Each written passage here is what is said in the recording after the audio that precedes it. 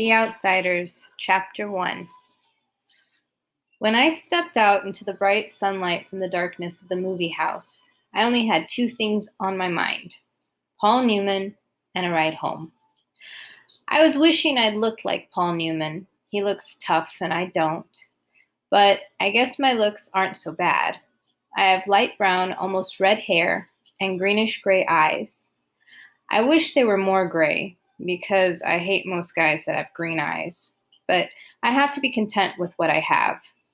My hair is longer than a lot of boys wear theirs, squared off and back and long at the front and sides. But I'm a greaser, and most of my neighborhood rarely bothers to get a haircut. Besides, I look better with long hair. I had a long walk home and no company, but I usually loan it anyway, for no reason except that I like to watch movies undisturbed so I can get into them and live them with the actors. When I see a movie with someone, it's kind of uncomfortable, like having someone read your book over your shoulder. I'm different that way. I mean, my second oldest brother, Soda, who's 16 going on 17, never cracks a book at all. And my oldest brother, Daryl, who we call Derry, works too long and hard to be interested in a story or drawing or a picture. So I'm not like them. And nobody in our gang digs movies and books the way I do. For a while there, I thought I was the only person in the world that did. So I loaned it.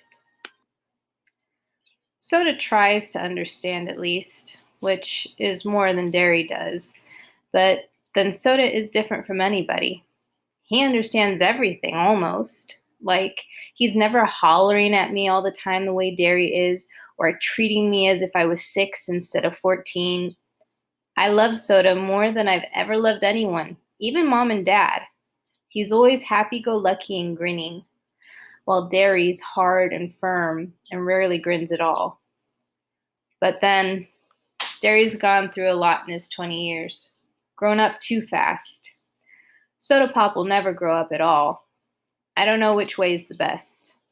I'll find out one of these days.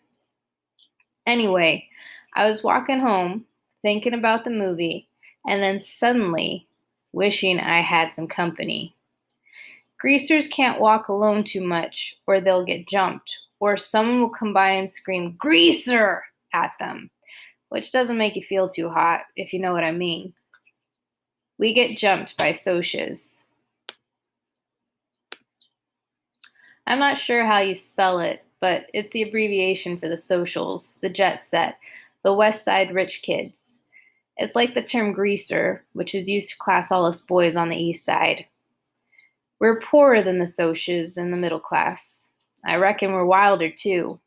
Not like the socias who jump greasers and wreck houses and throw beer blasts for kicks and get editorials in the paper for being a public disgrace one day and an asset to society the next.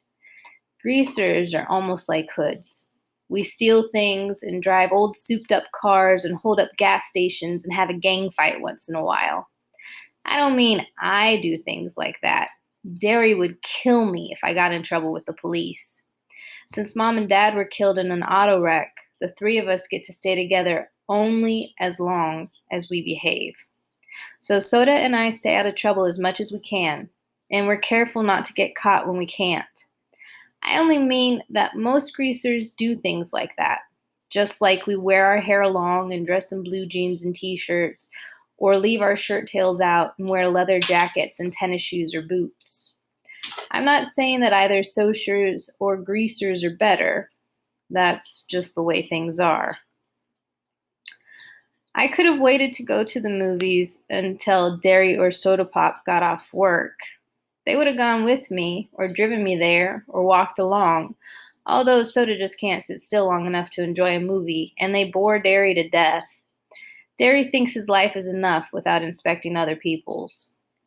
Or I could have gotten one of the gang to come along, one of the 4 boys Derry and Soda and I have grown up with and consider family. We're almost as close as brothers. When you grow up in a tight-knit neighborhood like ours, you get to know each other real well. If I had thought about it, I could have called Derry, and he would have come by on his way home and picked me up. Or Two-Bit Matthews, one of our gang, would have come to get me in his car if I'd asked him. but sometimes I just don't use my head. It drives my brother Derry nuts when I do stuff like that, 'cause I'm supposed to be smart. I make good grades and have a high IQ and everything, but I don't use my head. Besides, I like walking. I almost decided I didn't like it so much, though, when I spotted that red Corvair trailing me. I was almost 2 blocks from home then, so I started walking a little faster. I had never been jumped, but I had seen Johnny after 4 Socs got a hold of him, and it wasn't pretty. Johnny was scared of his own shadow after that. Johnny was 16 then. I knew it wasn't any use, though, the fast walking, I mean. Even before the Corvair pulled up beside me and 5 Socs got out, I got pretty scared. I'm kind of small for 14, even though I have a good build, and those guys were bigger than me. I automatically hitched my thumbs in my jeans and slouched, wondering if I could get away if I made a break for it. I remembered Johnny, his face all cut up and bruised, and I remember how he'd cried when we found him, half conscious, in the corner lot. Johnny had it awful rough at home. It took a lot to make him cry. I was sweating something fierce, although I was cold. I could feel my palms getting clammy and the perspiration running down my back. I get like that when I'm real scared. I glanced around for a pop bottle or a stick or something. Steve Randall, Soda's best buddy, had once held off 4 guys with a busted pop bottle, but there was nothing. So I stood there like a bump on a log while they surrounded me. I don't use my head. They walked around slowly, silently, smiling. "Hey, Grease," one said in an overly friendly voice. "We're going to do you a favor, Greaser. We're going to cut all that long, greasy hair off." He had on a Madras shirt. I can still see it. Blue Madras. One of them laughed, then cussed me out in a low voice. I couldn't think of anything to say. There just isn't a whole lot you can say while waiting to get mugged. So I kept my mouth shut. "Need a haircut, Greaser?" The medium-sized blonde pulled a knife out of his back pocket and flipped the blade open.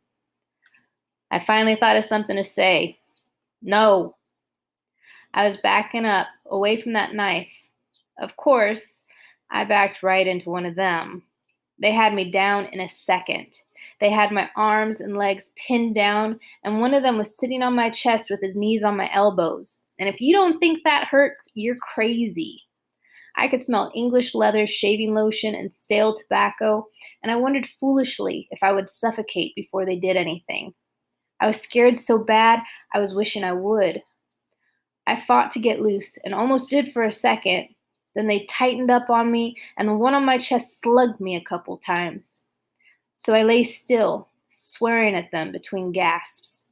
A blade was held against my throat. "How'd you like that haircut to begin just below the chin?" It occurred to me then that they could kill me. I went wild. I started screaming for Soda, Derry, anyone. Someone put his hand over my mouth, and I bit it as hard as I could, tasting the blood running through my teeth. I heard a muttered curse and got slugged again. And they were stuffing a handkerchief in my mouth. One of them kept saying, "Shut him up! For Pete's sake, shut him up!" Then there were shouts and the pounding of feet, and the Socs jumped up and left me lying there, gasping. I lay there and wondered what in the world was happening. People were jumping over me and running by me, and I was too dazed to figure it out. Then someone had me under the armpits and was hauling me to my feet. It was Derry. "Are you all right, pony boy?" He was shaking me, and I wish he'd stop. I was dizzy enough already. I could tell it was Derry, though, partly because of the voice and partly because Derry's always rough with me without meaning to be. "I'm okay. Quit shaking me, Derry. I'm okay." He stopped instantly. "I'm sorry." He wasn't really. Derry isn't ever sorry for anything he does. It seems funny to me that he should look just exactly like my father and act exactly the opposite from him. My father was only 40 when he died, and he looked 25, and a lot of people thought Derry and Dad were brothers instead of father and son, but they only looked alike. My father was never rough with anyone without meaning to be. Derry is 6'2" and broad-shouldered and muscular. He has dark brown hair that kicks out in front and a slight cowlick in the back, just like Dad's. But Derry's eyes are his own. He's got eyes that are like two pieces of pale blue-green ice. They've got a determined set to them, like the rest of him. He looks older than 20, tough, cool, and smart. He would be real handsome if his eyes weren't so cold. He doesn't understand anything that's not plain hard fact, but he uses his head. I sat down again, rubbing my cheek where I'd been slugged the most. Derry jammed his fists in his pockets. They didn't hurt you too bad, did they? They did. I was smarting and aching, and my chest was sore, and I was so nervous my hands were shaking, and I wanted to start bawling, but you just don't say that to Derry. I'm okay. Soda Pop came loping back. By then, I'd figured that all the noise I had heard was the gang coming to rescue me. He dropped down beside me, examining my head. You got cut up a little, huh, pony boy? I only looked at him blankly. I did? He pulled out a handkerchief, wet the end of it with his tongue, and pressed it gently against the side of my head. You're bleeding like a stuck pig. I am? Look! He showed me the handkerchief, reddened as if by magic. Did they pull a blade on you? I remembered the voice. Need a haircut, greaser? The blade must have slipped while he was trying to shut me up. Yeah. Soda is handsomer than anyone else I know. Not like Derry. Soda's movie star kind of handsome. The kind that people stop on the street to watch go by. He's not as tall as Derry, and he's a little slimmer, but he has a finely drawn, sensitive face that somehow manages to be reckless and thoughtful at the same time. He's got dark gold hair that he combs back, long and silky and straight, and in the summer the sun bleaches it to a shining wheat gold. His eyes are dark brown, lively, dancing, recklessly laughing eyes that can be gentle and sympathetic one moment and blazing with anger the next. He has Dad's eyes, but Soda is one of a kind. He can get drunk in a drag race or dancing without ever getting near alcohol. In our neighborhood, it's rare to find a kid who doesn't drink once in a while. But Soda never touches a drop. He doesn't need to. He gets drunk on just plain living, and he understands everybody. He looked at me more closely. I looked away hurriedly, because if you want to know the truth, I was starting to bawl. I knew I was as white as I felt, and I was shaking like a leaf. Soda just put his hand on my shoulder. Easy, pony boy. They ain't gonna hurt you no more. I know, I said, but the ground began to blur, and I felt hot tears running down my cheeks. I brushed them away impatiently. I'm just a little spooked, that's all. I drew a quivering breath and quit crying.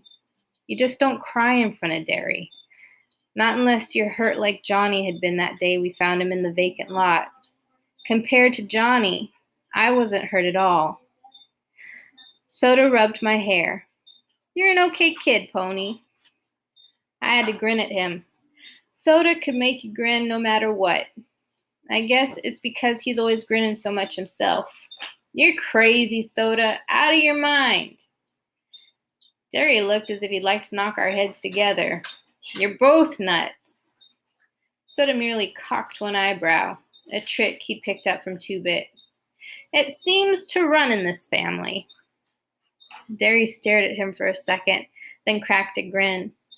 Soda Pop isn't afraid of him like everyone else and enjoys teasing him.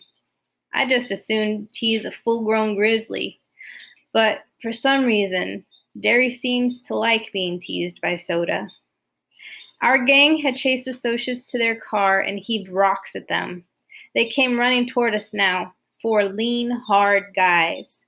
They were all as tough as nails and looked it. I'd grown up with them, and they accepted me, even though I was younger, because I was Darian Soda's kid brother, and I kept my mouth shut good.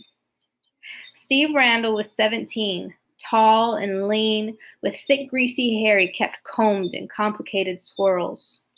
He was tacky, smart, and Soda's best buddy since grade school. Steve's specialty was cars.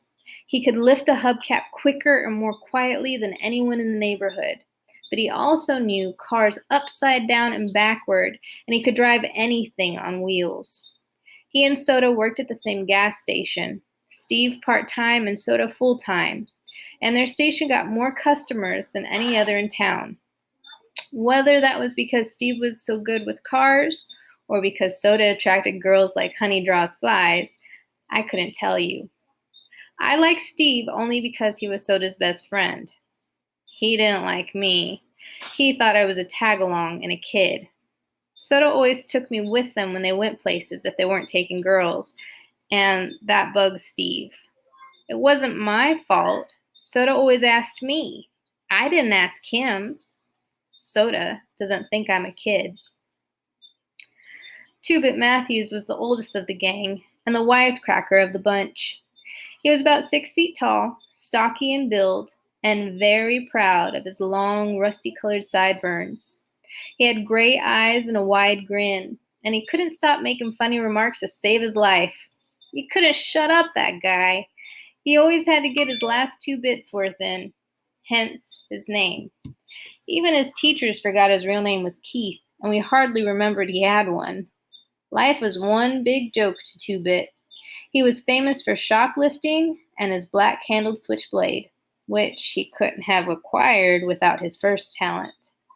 And he was always smarting off to the cops. He really couldn't help it. Everything he said was so irresistibly funny that he just had to let the police in on it to brighten up their dull lives. That's the way he explained it to me. He liked fights, blondes, and for some unfathomable reason, school.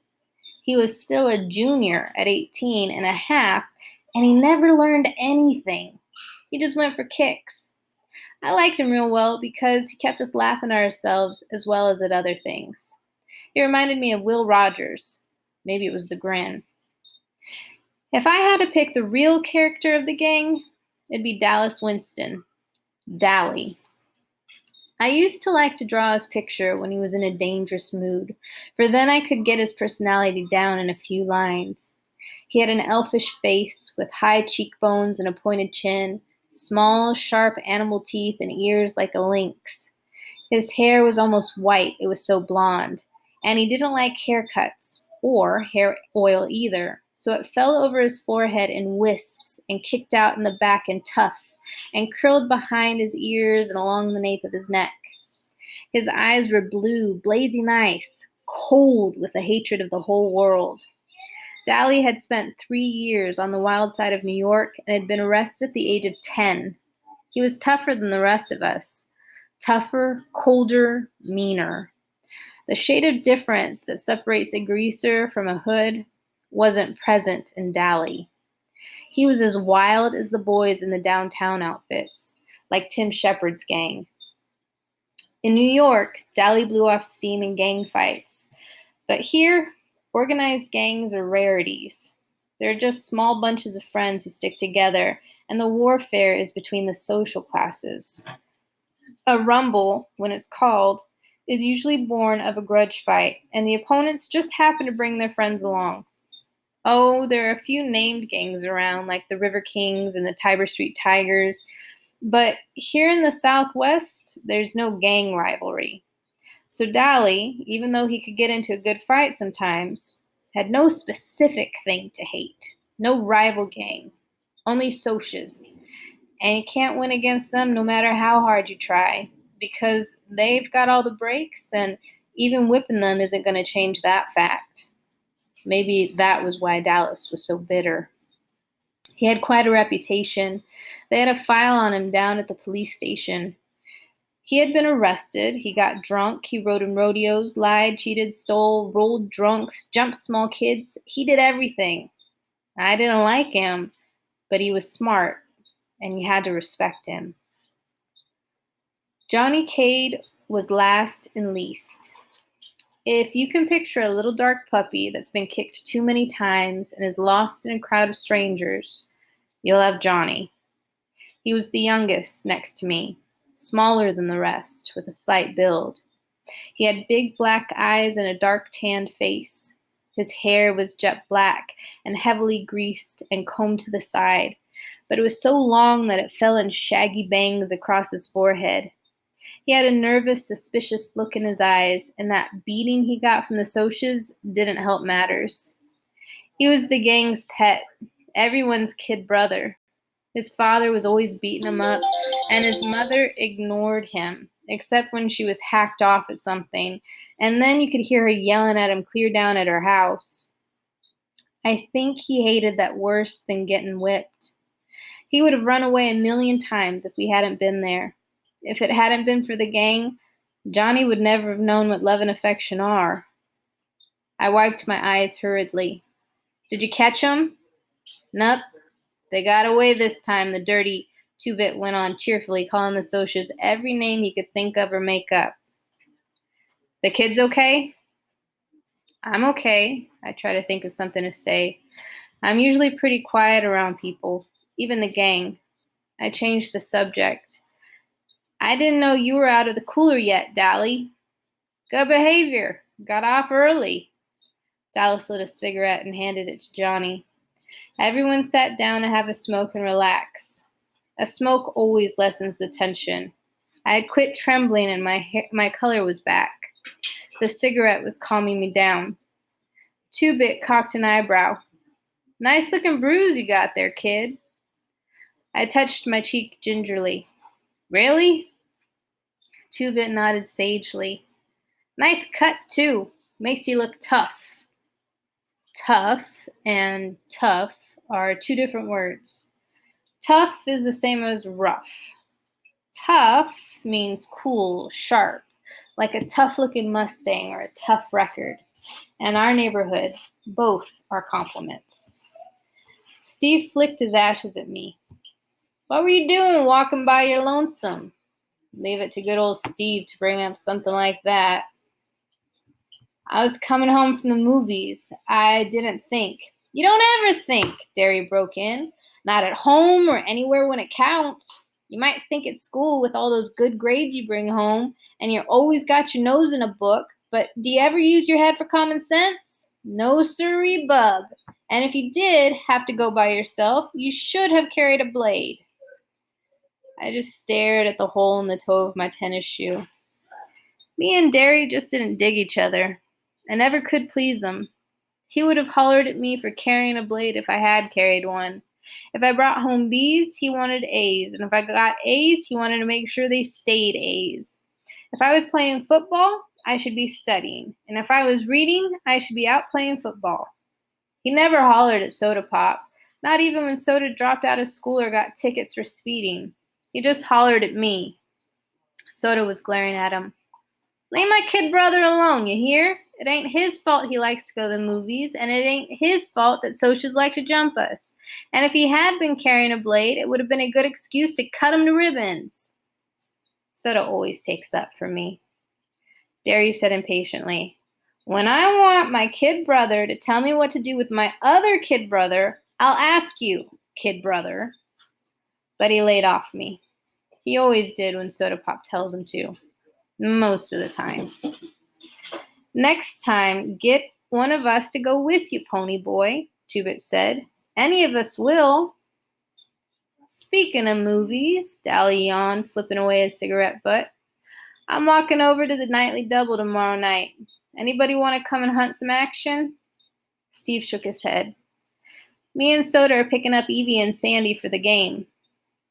He didn't need to look at me the way he did right then. I wasn't going to ask if I could come. I'd never tell Soda because he really likes Steve a lot. But sometimes I can't stand Steve Randall. I mean, sometimes I hate him.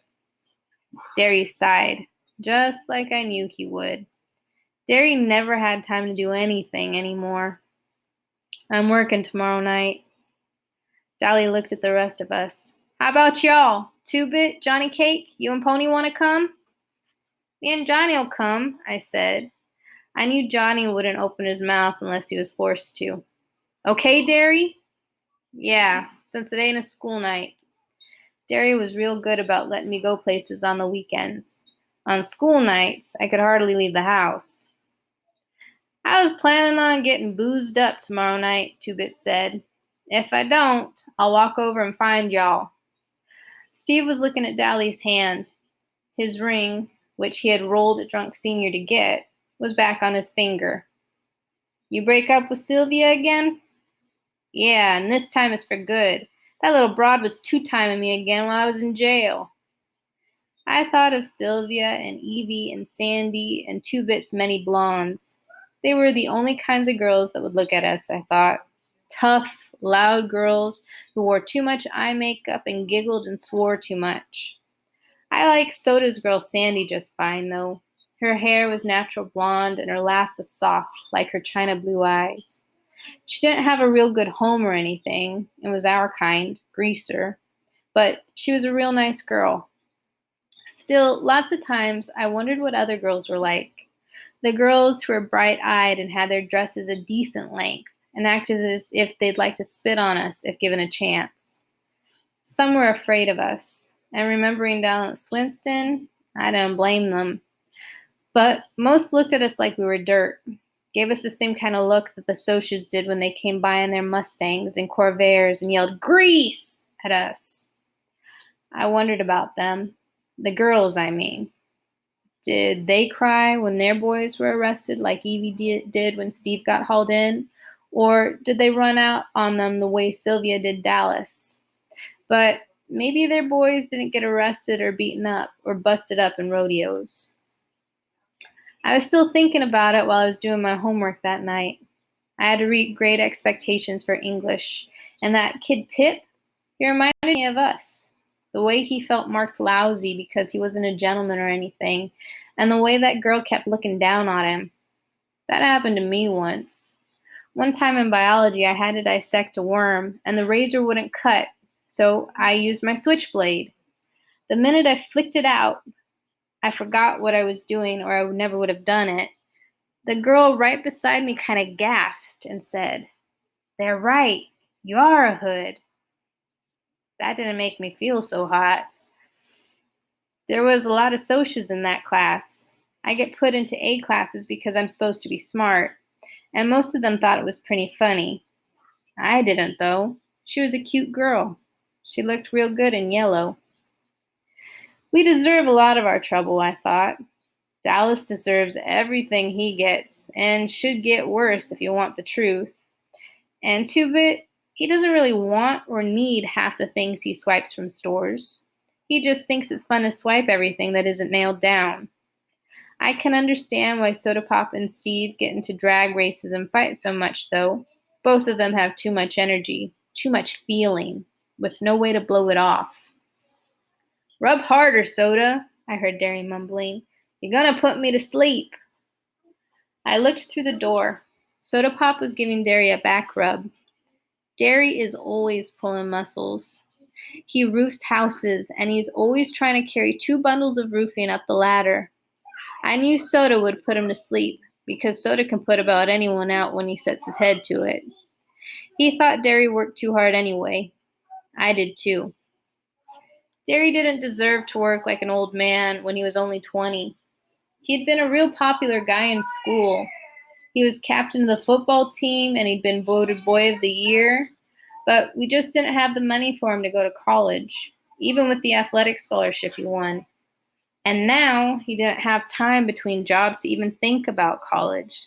So he never went anywhere and never did anything anymore, except work out at gyms and go skiing with some old friends of his sometimes.